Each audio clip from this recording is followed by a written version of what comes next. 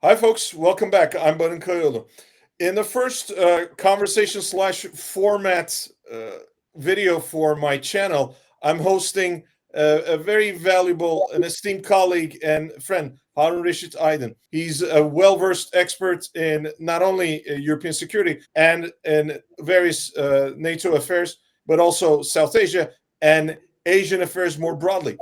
Today, we're going to discuss the recent NATO summit in The Hague that took place last month, what it means for transatlantic security, European security, how it might affect both Europe's relations with the United States, but importantly, Turkey's relations with Europe, specifically with Germany.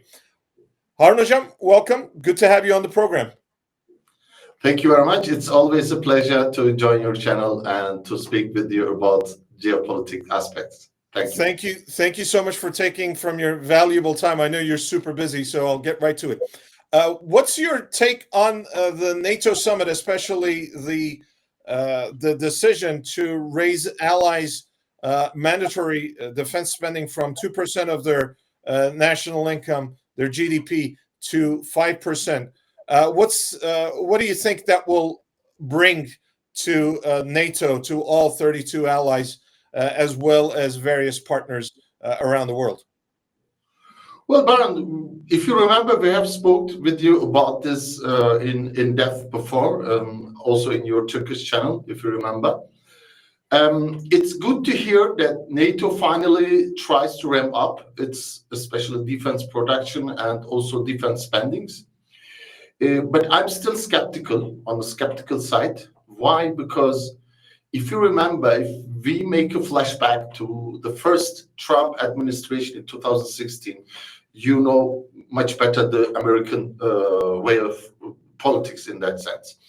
So in his first term, there was a lot of discussion about that the American administration with Trump was demanding the Europeans that they stand up for themselves, that they can protect themselves and not always trust this issue to the Americans. And this could be only managed when they raised their defense spendings, because it was very low. Why it was low? Because after the collapse of the Soviet Union in the early 90s, the European countries, especially when we talk about Europe, Germany is, like they say, the leader of the European Union. Most of these nations have trusted their new relations with the new Russian nation. It was about gas deals. It was about technological, cooperations. It was about raw materials and mostly about economic affairs. So they totally overviewed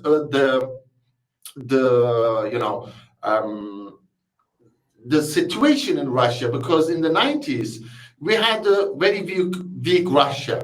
If you remember the time of the Boris Yeltsin and how he was humiliated with the Chechen leader, you remember all of these pictures.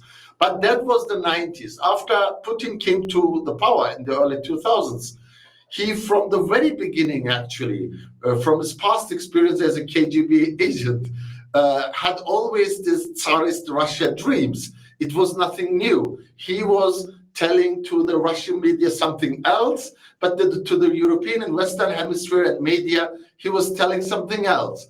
But the Europeans totally overlooked this situation, and until to the 2008 Georgia invasion of Russia, everyone was in a very rosy-pink world understanding, especially the Germans.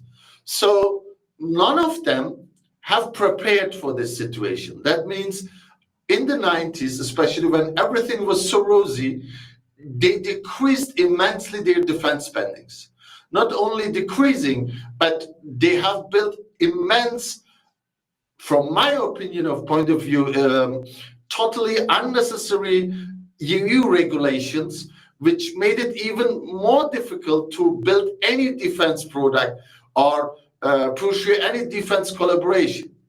So after the 2008 Georgia invasion, still, even some European nations like Poland has become fear about the Russian invasion. potential Russian invasion for the future. But the Germans were still taking it very easy until the 2014-15, the Crimea invasion of the Russians. So from that point on, slowly, the Europeans were becoming, especially the Germans, the fear, oh, maybe next day it will be me, right? But still, Merkel's policy to that time, if you remember, was to push the Nord Stream 2, the pipeline with the Russians. And when Trump came into administration, he was warning in his first term, look, guys, we have protected you for many years against the Soviet Union. And after the collapse, you saw everything very easy, and you were liking all of these economic incentives and were earning a lot of money on the cost of American foreign policy and defense, protection in Europe. Now it's time that you stand up for yourself and protect yourself. And for that, you need to increase your defense spending to 3%.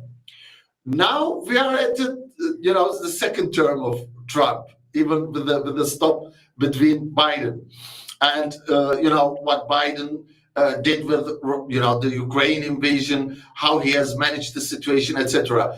These both administrations maybe have a different approach to the Russians, but at the end their goal is the same: a weaker Russia who is coming with them against China.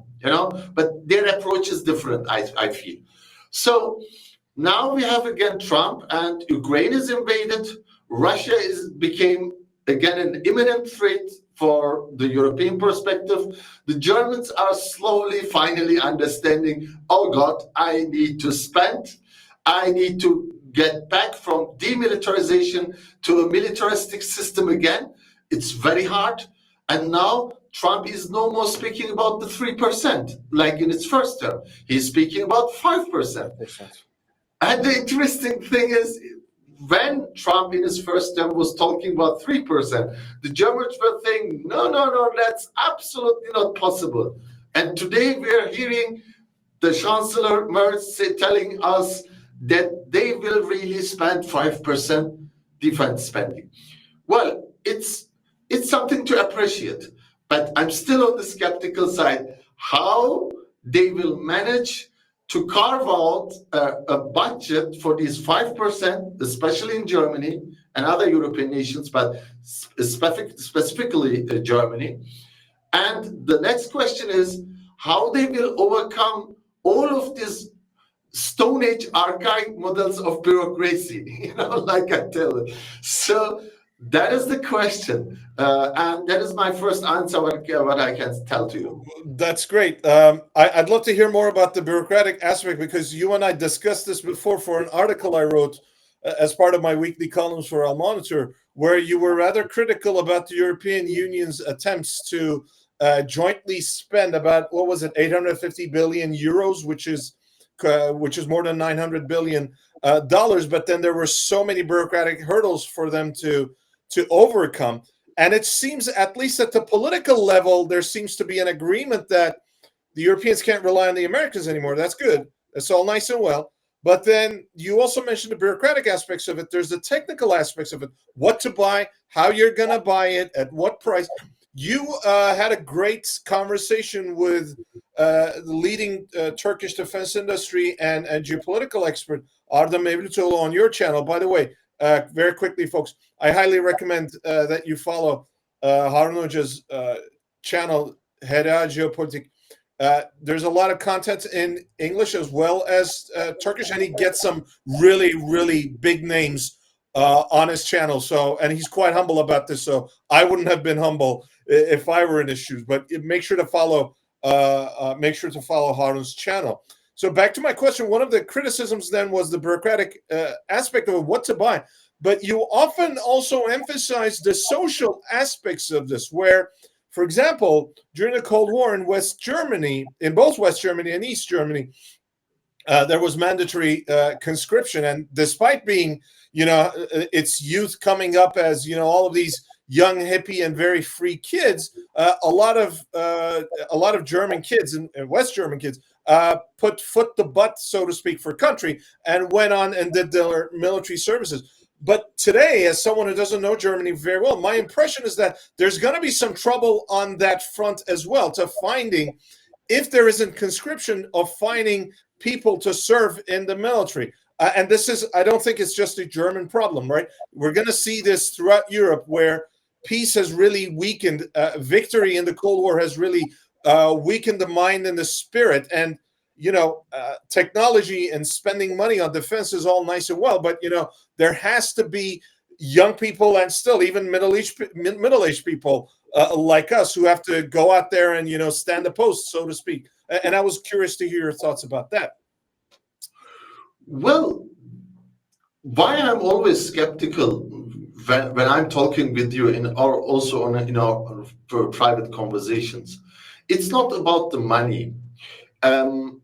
We both agree that the European Union, despite the economic problems after the pandemic and the Russian invasion in Ukraine, etc., has even with if you remember, the chip crisis, in Asia, was affected. But still, we are talking about the economic giant like the European Union right now. So it is possible that they can find at the right now the spending or the money for it, but much more I'm skeptical about how they will agree their population, because the demilitarization was not only on the side of defense spending or the politics, the more left liberal politics or policies of European Union, but at the same time, the last 30, 40 years, the educational system, the media was telling the people, especially about a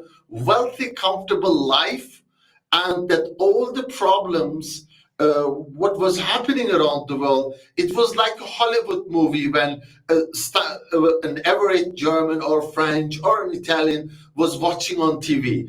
Now they have this problem, dying children, dying women, and the catastrophe on their door in Ukraine. Not only that, even when you look at the Syrian theater for some years ago, it's still continuing over there. It's maybe far. They were thinking, okay, we have a buffer zone Greece, we have a buffer zone Turkey over there, but still they are tackling right now millions of refugees right inside of their countries, and the far right parties are rising immensely. So all of these aspects, you have to move also your population towards a militaristic thought to make these expenditures and to agree your population that there is an imminent threat. So, but today, when you look to the German politics, the second largest party became AfD. It's an ultra-right party, and with functionaries, especially empathetic towards Russia. I don't want to call them some Russian apparatus because I have not some confirmation about that. But how they look towards this geopolitics, they are mostly pro-Russian. So then you look to the other side, the left extreme, for example, the BSV, the new party, right? Like the Linke. Bündnis Sarah Wagenknecht is the party. She was a very important figure in the Linke, and now she has a new party. She even has many votes, in the last election.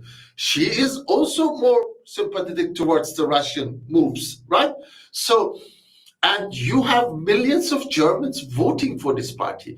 You cannot just overlook and say, these are all extremist parties, let's ban them. That's no more possible. That was possible in the 90s when there was this neo-Nazi party, NPD, but their votes were maybe 0.5 or 0.6%. But today we are talking about AfD, who is going maybe to be the first biggest party in Germany. They are talking about 25 to 27%, and maybe BSV has 5-6%. If you put that, 1/3 of every German is skeptical about the politics. Not only that, even inside of CDU or SPD, there are still people are saying, let's use the diplomatic way to solve this issue. So that is the political aspect that the German politics needs to overcome. Then there is the sociological problem.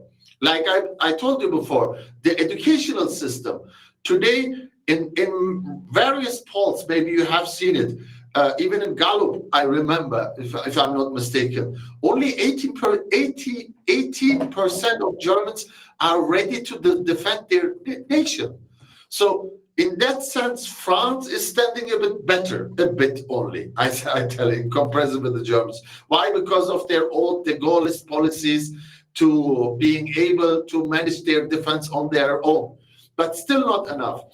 So if you look to all of these issues, from the defense spending to the political situation in Europe, and including the sociological problems that they need to overcome, I'm very skeptical that they can spend rightly. Now coming to the bureaucratic thing, it is again another problem. Why? Because of the demilitarization and the rosy picture what the European politics had in past, especially in the 90s and early 2000s. They brought a lot of European Union regulations, including for defense products. You remember, I have joked with you, but these are realities. For some years ago, in Germany, people were talking about tank productions. It was halted because it was not, regulated, especially for pregnant women. I mean, it's insane, these regulations. How they will overcome all of these regulations? So it is a tough question if they really, even when they try to spend these 5%, how much really will end up in real productional numbers, or how much of that will be, go lost in bureaucratic regulations? We don't know, at least for right now.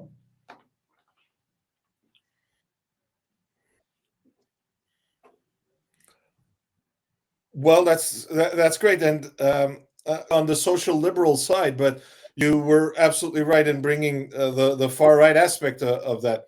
One quick thought, by the way, in all of this, of course, there's also the rise of extremism in American politics. From what I can see, I haven't been there since 2018, but I'm a student of U.S. political history, and in one respect, both parties, the two main parties, the Democrats and the Republicans, are trying to capture that.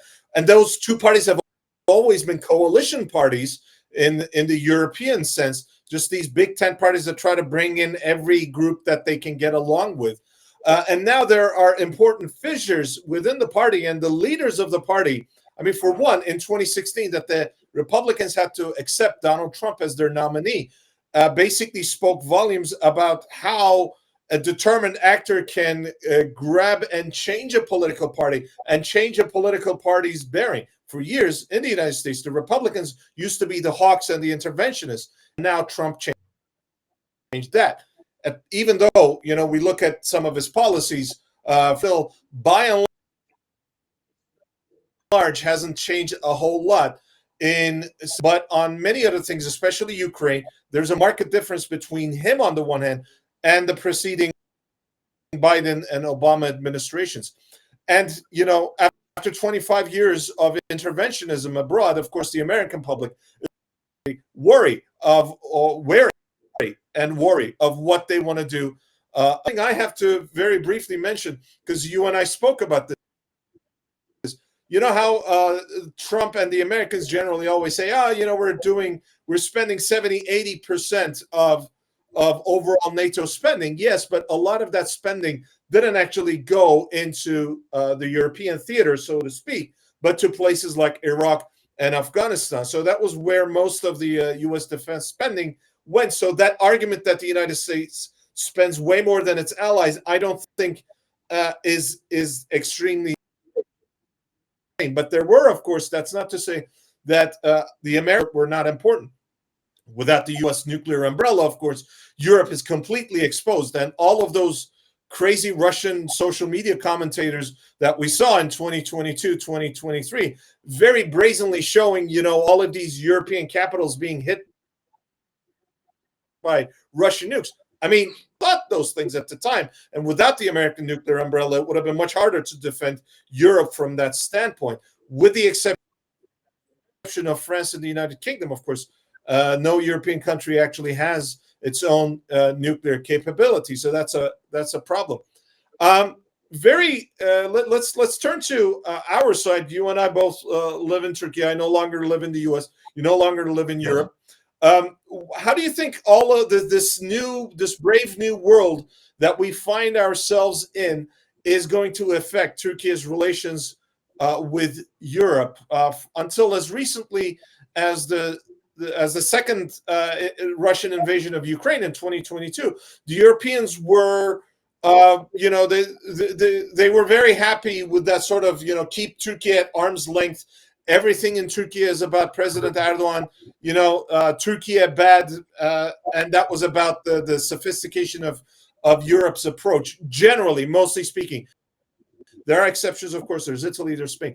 But how do you think this will affect Turkish-European relations? You and I are going to meet at the International Defense Exposition Fair in Istanbul later this week, IDEF 2025. And there's talk that, there's going to be an MOU on the Eurofighter deal. What else do you think could happen on that front, on Turkish-European geopolitics, but also defense industrial cooperation? Well, I will start with the last what you said about the MOU of the Eurofighters. I'm not sure if that will happen on the IDEF, but it could be, at least in a memorandum style, because the company authorities will be there. But now, to explain all of this, I like to, especially for also our European friends who are watching us, to make a flashback to the past, how we arrived here. When we talk about Turkey's NATO membership, for both sides, especially when we go back after the Second World War, the threats of the Soviet Union towards Turkey and the need of protection of the southern flank from the European and American perspective, it was a much needed partnership. So, but especially in the Cold War era, all of the relations with Turkey, especially in security positions, and even in economical aspects, even in times where the Europeans were relaxed about European Union membership, it was always times when the Soviet, or today we call them Russians, right, have had this imminent threat towards the Western Hemisphere. So we were someone whom they called when they needed someone who is experienced to holding the weapon. So after the collapse of the Soviet Union, like I've explained in the previous question, Europe in large was so relaxed, and so it was so great to eat these big fruits coming from Russia in an economical perspective. We were no more so much important for the Germans or for many of these nations. So then you remember 2004 when we were standing at the doors of the European Union and all of these promises were made. But then suddenly in 2006, 2007, it was already over because all of the chapters were blocked from the members. Why? Because they were very cool and relaxed with the Russians, and nobody was thinking like, okay, for what we need the Turks, right? So because the geopolitical perspective were changing, and gas deals were made with Russia, and semi-finished products were sold to there, and Siemens were selling large amounts of technological stuff over there. It was easy. So now we are back, and everyone is talking about why suddenly the Europeans dropped all of their so-called democratic ideals, human rights, and all of these embargoes for weapons towards Turkey. And everyone is talking Turkey is our best friend, the second largest army. They are so strong. They are so experienced in military, etc. Because the Russians are standing at their door.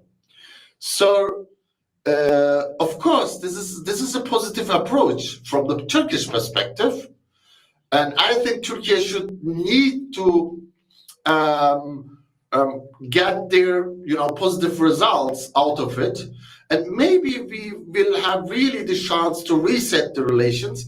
But from the Turkish side, I think that Ankara is still having these question marks in their mind, how far this can go.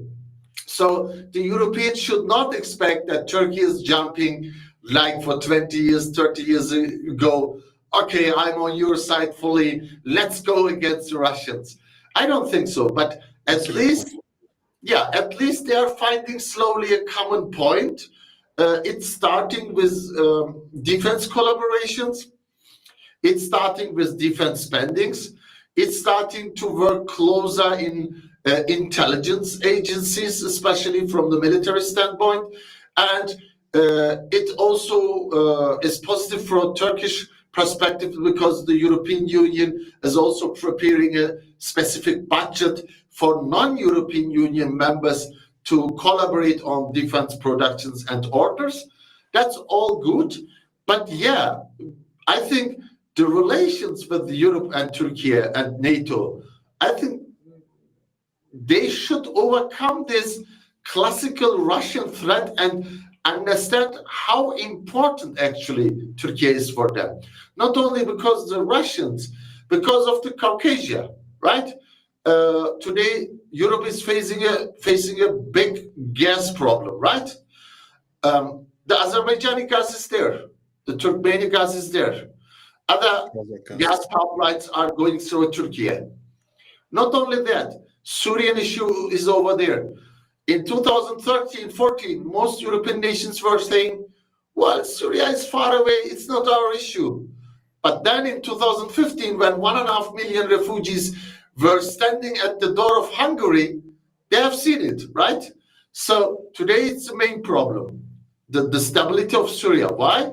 Even the most relaxed parties in immigration are calling today they need some stable Syria, stable Afghanistan, stable Iraq. Why? Because they want to send most of these immigrants, right? That is also their projection. So in all of these issues, you cannot go to the Saudi Arabians or Jordanians like the foreign minister of Germany, the previous foreign minister, was doing when something was exploding here. They have nothing to change here militarily. Maybe with money, yes, the Saudi Arabians, but not militarily. You have your NATO member here, the southern flank, that's Turkey. So I hope, because of the Russian threat and because of the pressure of the Trump administration, that the European Union gets its things together and puts Turkey also inside of this collaboration. Even I'm going further, maybe if in future there will be a European army, even in that they should include Turkey because they need it. And we can build up not only a protection and security for the European theater, but also for Caucasia, also for the Middle East, with the European politics directly involved. I remember in that sense always the words from the former German foreign minister, Sigmar Gabriel.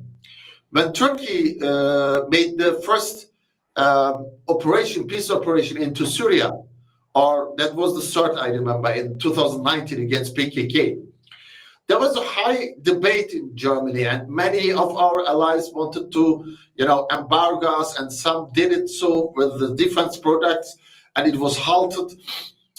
There was a, heated debate on.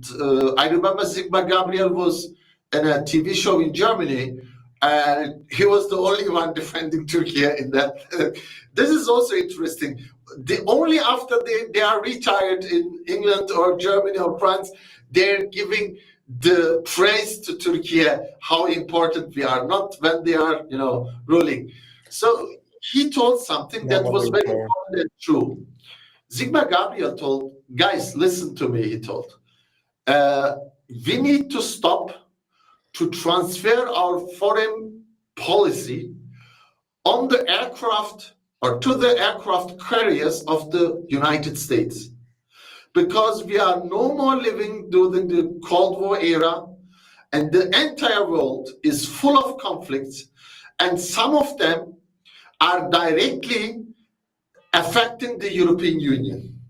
So he was telling that tomorrow that even Germany needs to put its finger into the mud in these regions to solve its own issues. That is really correct. And to that time, everyone was attacking him on a TV show. Today, in 2025, after 6 years, everyone is saying, well, maybe Sigmar Gabriel was... He was right. He had a point. was really smart to see the future. Yeah. I mean, not to sort of burnish our geopolitical credential as Turks, but one of the things I find fascinating in all of this discussion is how, for years, I mean, as soon as the first Russian invasion of Ukraine took place in 2014, while the Obama administration took almost a year discussing lethal aid, non-lethal aid, should we give them bullets? Should we give them pistols? Should we give the Ukrainians automatic rifles? Or can we only give them, night vision goggles and whatnot? Our military and police forces started training with their Ukrainian colleagues almost immediately. And by the late 2010s, the Turkish defense industry ended up buying and selling things from Ukraine. And even before and during the second Russian invasion that started in 2022, Turkish companies are discussing building factories. Baykar is planning on building a large drone factory. And I think it's more or less built, but they have to wait until the war is over. At least there's a ceasefire for it to start production. Meanwhile, the Turkish Aerospace, the other major Turkish aviation company, is planning on buying more engines for the various helicopters, as well as fixed-wing aircraft it's producing. It's including the Anka-3 stealth bomber. So on the one hand, there's this sense that, the Turks don't know what they're doing. They don't match with European values. And then you see all of these Europeans, posting Ukrainian flags here and there. We don't do that, but we're way more involved. We were way more involved with Ukraine years before the latest round of fighting started there. So that's something to think about. Hocam, there's a lot more to discuss, and I hope you and I run into each other in IDEF. Maybe we can do something for your channel and for my channel, perhaps briefer videos. But I'll end this one here. But this conversation and related conversations on geopolitics, on history, on global affairs, on defense industries, I suspect on global security, I suspect will continue for a much longer period of time, and you and I can revisit these as time goes on. Folks, thank you very much for joining us. As I mentioned during the video, don't forget to check out Harun Hoca''s own channel, HRA Geopolitik. That's HRA Geopolitik, being the Turkish word for geopolitics.